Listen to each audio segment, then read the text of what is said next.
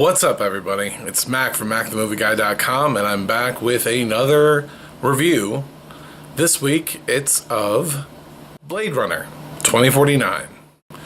So I got out to see the sequel to Blade Runner, which I guess is a long time coming, longer than I've been alive. So it was pretty crazy seeing a sequel to Blade Runner in 2017, but I guess it took that long to make it right.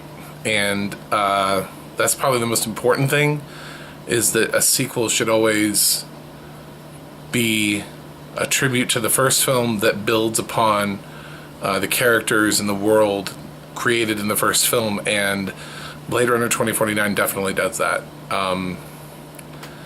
I actually think it might be better than the first film in some aspects. It asks a lot of really big questions. It has a very terrific overarching mystery to it. It's long. It's long as fuck. I'm not even gonna lie about that. It is definitely one of those films that I felt the runtime. But I love director Denis Villeneuve.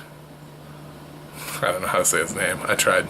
I figured if I went silly with it, then, but Denis has asked critics, pleaded with critics to not spoil the movie because he went out of his way to not spoil the movie in the trailers. And so I won't be talking about any major plot points because I definitely saw that. I had heard him make that request, and when I saw the film, I was like, yep, you did. You definitely hid some major twists and turns and major plot points from the audience in the trailers, so I won't spoil them. I do have one thing I want to talk about, though, which is maybe a slight spoiler, but I also felt it was kind of a lie, so I'm addressing it. This is not a co-lead film. This is not a film where Ryan Gosling and Harrison Ford have even remotely the same amount of screen time. Ryan Gosling has considerably more screen time than Harrison Ford. Harrison Ford doesn't even show up until a ways into the movie. Not that he's only in like one scene or something like that. It's just Ryan Gosling's in the entire movie, and Harrison Ford is only in, the last chunk of the movie once Ryan Gosling finds him. So he does not find him in the first scene of the movie and then they like team up together and the whole movie is there. That's not what the movie is. So if you thought Harrison Ford was going to be in this movie from the first frame, I will spoil that for you and say he's not. You're going to have to wait a while, Ford fans. There was a lot of really interesting things, though, in this movie that I don't feel like I was lied to, and I won't spoil. I was blown away on several accounts. The only issue I actually have is, yes, it is a fantastic movie, but I have to believe in my heart of hearts that there is a better cut of this movie that is 5 to 10 minutes shorter. That is just, it tightens up. You know what I'm saying? Like, it just tightens up just a little bit of the film. Otherwise, it is gorgeous. What Roger Deakins has done here with cinematography and, the visual effects team, just magnificent. This is like Valerian. This is like the two films this year that are just visual feasts that you have to see in theaters because they look so gorgeous. Definitely has to be nominated for visual effects this year. Just has to be. I think the acting is really good. Ryan Gosling is definitely great in this film. At first he may seem subdued to you, but as the film goes on, he really branches out more. And I appreciated that, and I felt like his performance was exactly what was needed. Ford is great, and he's really starting to act his age, I guess you could say, and he looks and feels very broken in this film, and I think it's just more endearing.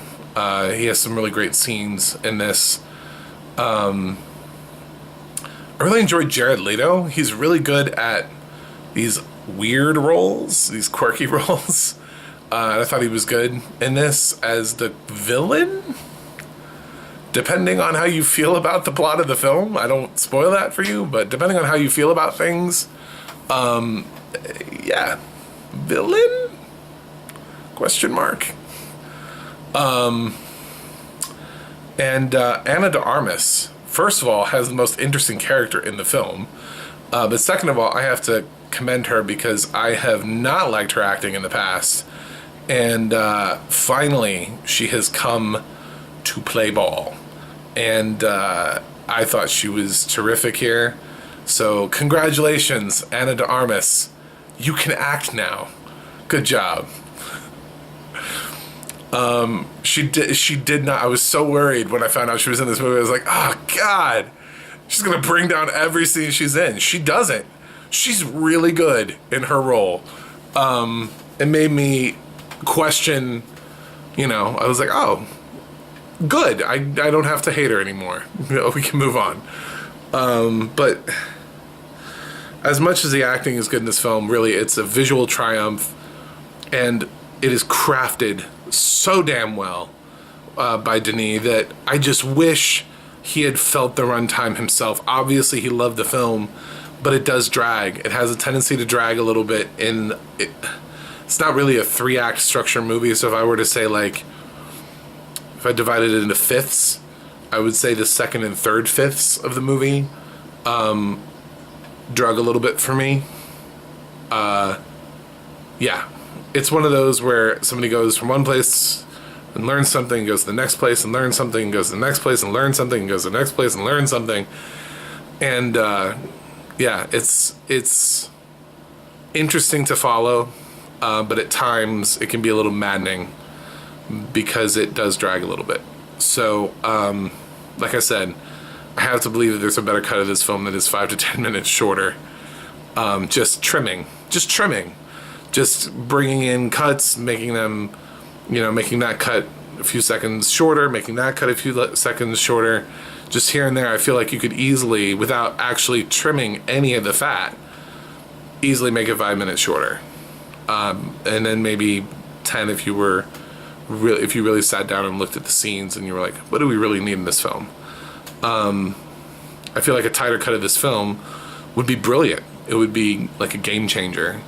This film is so close to being a game changer in terms of instant classic. So definitely go see Blade Runner. Definitely see it in theaters, because this is the kind of film that you have to see in theaters. It's not gonna blow you away as visually as it would on your screen. Actually, I do have one more. I have one more little kind of like a hiccup. I don't even really know if I can complain about it because I didn't see it in a great theater like an IMAX or anything like that. But that opening text was really hard to read. I don't think it was quite big enough. I don't know. It was the lighting. There was something about it. There was something that made it really hard to read for me at the beginning of the film. I mean, I was able to read it. It was just, like, difficult. And I was like, why? This shouldn't be difficult. So, maybe it was the theater's projector is just shitty. I don't know. But it wasn't projecting enough light. And that's maybe why, because it did look a little dark to me, the text. Something about it was just hard to read. It was annoying. But I definitely give Blade Runner my blessing. Gosling, Ford, terrific. This is definitely going to be an awards contender. I don't know about Best Picture, maybe Best Director, maybe Ford. I don't know, but definitely in the like visual effects and cinematography categories. So and score.